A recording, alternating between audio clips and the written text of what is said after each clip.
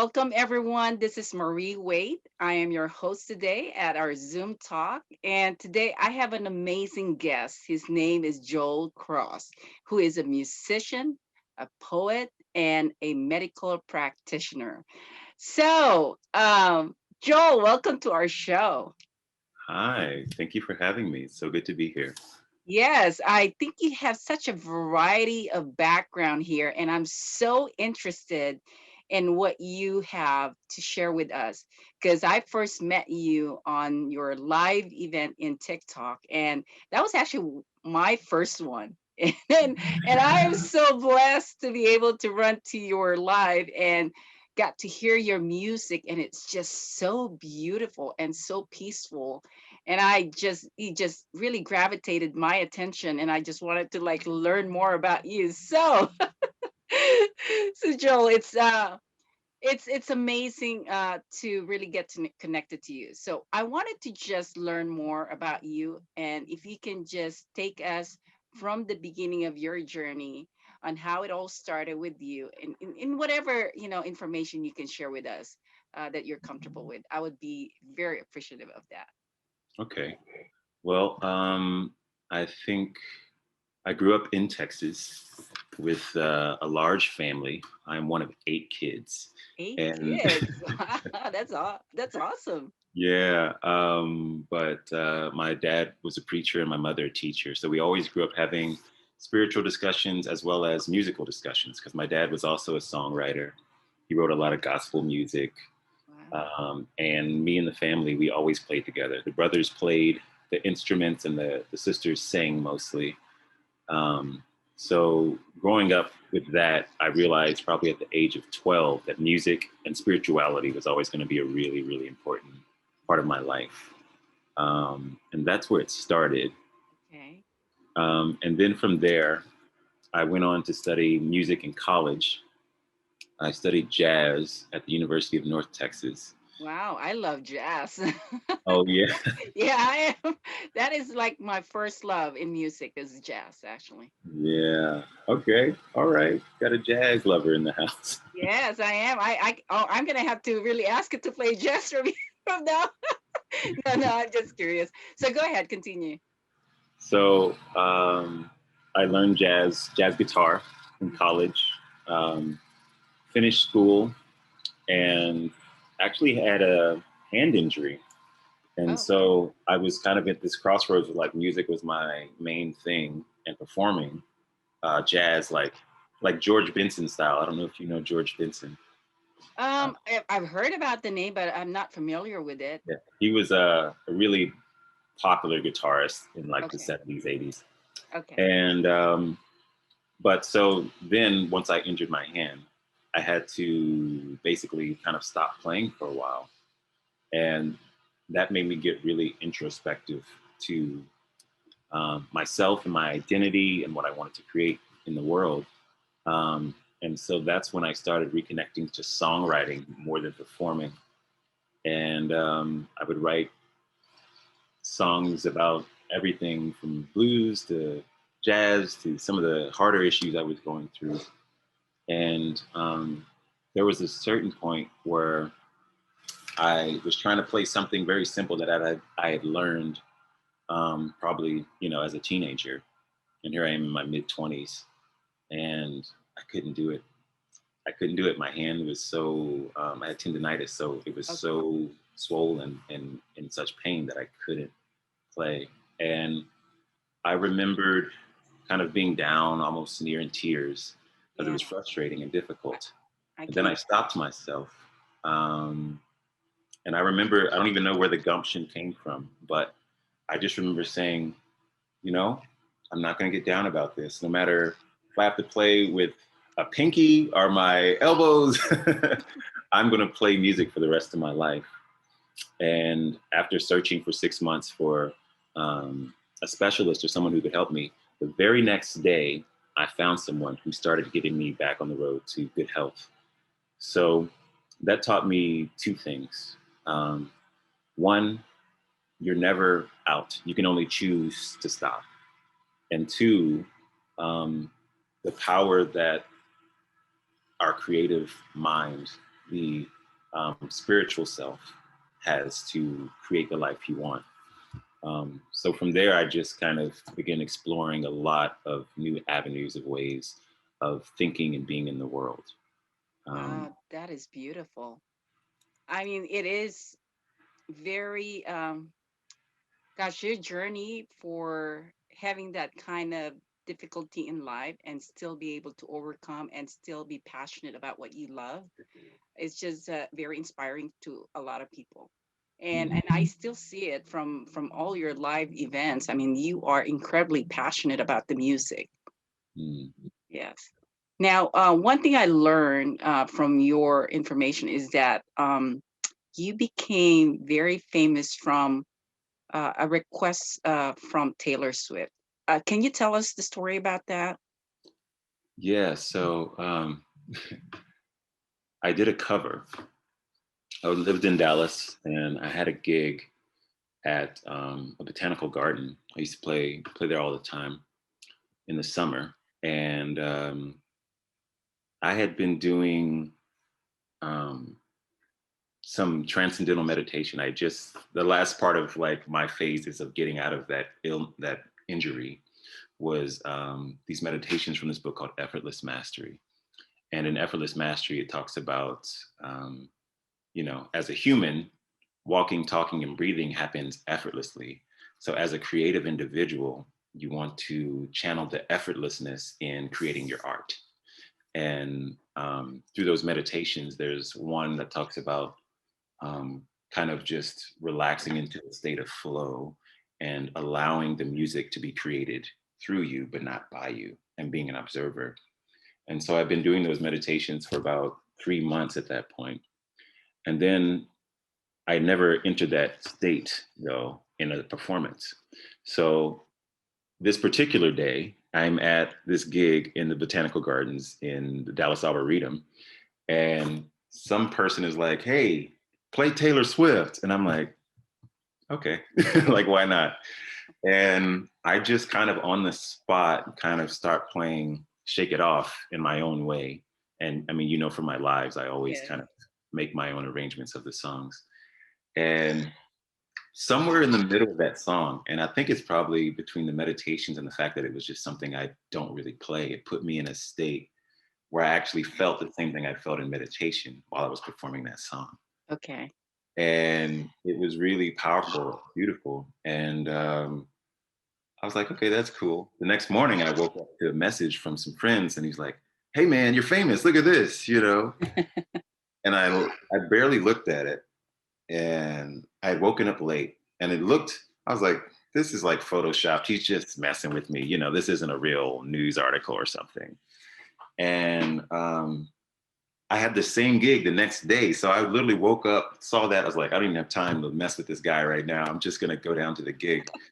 And I went down to play the gig, played the first set, and then I'm looking at my phone, and my phone is actually like, there's a lot of notifications, and there's a lot of people saying the same thing. And I was like, wait, is this legit? And I mean, sure enough, it was. There was probably like 500,000 views on that video in a day. Okay. And I was kind of like blown away by that. So, And so what happened after all that happened? mhm. um, there was just a lot of hype for a while. And I mean, I had several interviews and things like that, but that wasn't really anything that really like catapulted my career or anything, to be honest. There was some exposure for sure, Uh-huh. but I think the person who would have had the most influence would have been Taylor. But I think I wasn't the most complimentary in my introduction of the song to Taylor. So I don't think she liked that. Oh, I see. Well, still, it is still a great exposure because it is the history of your life that Yeah, came about. And right. the fact that you are a meditation practitioner, which is what I think I said, medical practitioner. I apologize about that. So, as a doing the meditation, is that something that you have really used to help other people? Yes.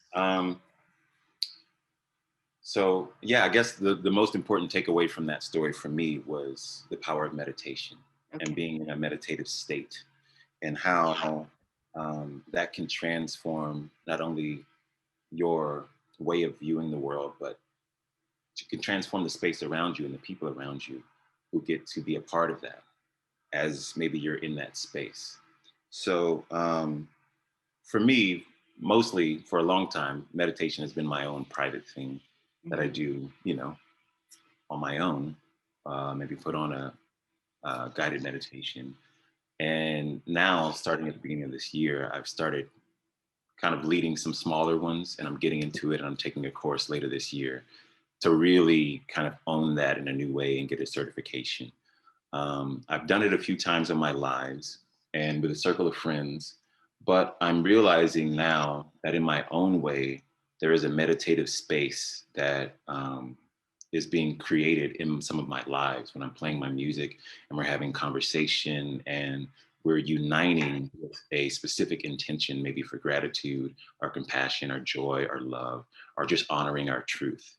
And that's been really, really powerful. I get messages almost daily from so many beautiful souls who are being impacted in the best way, from telling me it's been soothing, it's been calming, it's helped them with their anxiety, to other souls telling me that they feel it in their energy centers, in their chakras. And even some of the conversations have been about forgiveness and other things. And someone contacted me saying they had been through a horrible sexual abuse as a young child, and now they're in their late 60s, and there was something that shifted for them that allowed them to have more forgiveness for that person in their life. So those type of messages are what I live for. As you know, my intention is always grounding, healing, and transformation Yes. in whatever I do, whatever medium I'm connected with. And so when I get messages like that, it lifts me up and it makes me so happy um, to know that you literally can have an impact when you connect with people and you co-create a space of compassion, of love, and of healing. Well, I am so happy for you to be in that position because I can't totally relate. For the short period of time I got to experience your live events when you were playing guitar and you were talking and you were singing. I mean, what I felt personally was very beautiful, that I was able to be at peace in myself. Mhm. And I mean, you are so made to be in this role, to do this things, because the combination of your voice, your love for music, and your compassion for other people, it's just a beautiful combination. And what I have experienced just being in there for a short period of time, and I am very, very blessed, Joel, to be able to to join your live. I mean, again, I can totally attest to that experience because it is remarkable. And I hope that people can if they're struggling at all, in whatever angle of their lives, is this is actually beautiful for them to just be a part of, and be able to get that feeling of peace. And it's just beautiful. I mean, I remember you singing this song. You have several songs that I've listened, and sometimes I have trouble remembering the titles. But there was this one that really sticking to mind is the love and, was it tribulation? Is that what the title of? Love and liberation. Liberation? Yes, you go. Is that is such a beautiful song for me. Mm. Is there a way that you can sing to us just for that small song, and so people understand what I'm talking about? Would it be? Yeah, I actually have my guitar right here. You want me to play a little bit of it? Yes, yes. If you could go get it, thank you so much. Sure. I didn't know, so I always try to have it ready. Oh my God, I'm so thankful. I'm so thankful that you're ready for it. I didn't even ask you earlier, but now I'm just thinking about it. I just like want people to really see and experience it, just for even for a short period of time. Oh, okay. Thank you. Mm.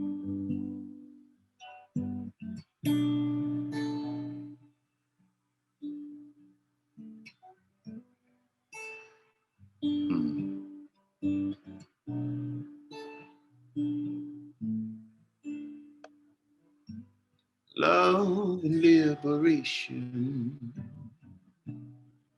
healing for a nation, love and liberation. That's who we are. That's who we are. Love and liberation, healing for a nation, love and liberation. That's who we are. That's who we are. Oh, thank you. That is so beautiful. I mean, if people get to, they spend hours listening to you. I mean, I see it. It's like every time you're out there, it's just a lot of people just watching you, and it's so fulfilling. I'm sure for you to be able to experience that.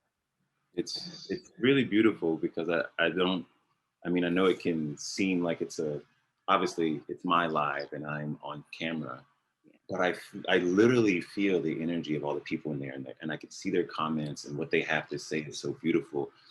And I don't know if they realize that I'm getting the same thing from them. If they Yeah. are connecting to the music and it is impacting their life in a positive way, I'm getting the same thing from connecting to them and hearing their stories and hearing their comments and receiving their beautiful love. So I actually got off live last night, and I was talking to the gentleman here at this farm, and he saw, like, I was like, man, I feel so great. I feel uplifted. I feel like my energy's lighter and brighter. And it's because of all of these people. And we co-created this beautiful moment together. And it's just an honor to be able to share that and connect and know that it goes both ways equally. It's Oh, just a real gift. I'm very well, I'm thankful. glad to hear that because I've been sending you a lot of love for your music. Oh, I feel it. I feel it. Thank you so much. Yes. Now, the last live you had was that your mother that was with you when Where? in one of your lives, and I even asked a question, and she was actually giving some of her input too in terms of Oh, you're talking about my friend. I was call it her Mama A. okay? That's why I was thinking. I wasn't sure if that was your mom because it was So I was seeing mama, and I was late in the event.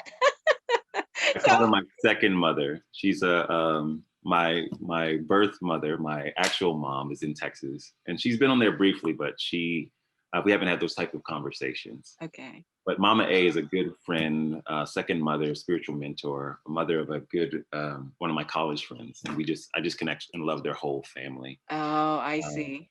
Well, yeah, she was amazing too. I mean, you bring incredible people in your life that, mm, is such, you guys you have a great group of people that you're surrounded with, which is what you're saying, is you have to surround people accordingly based on your meditation.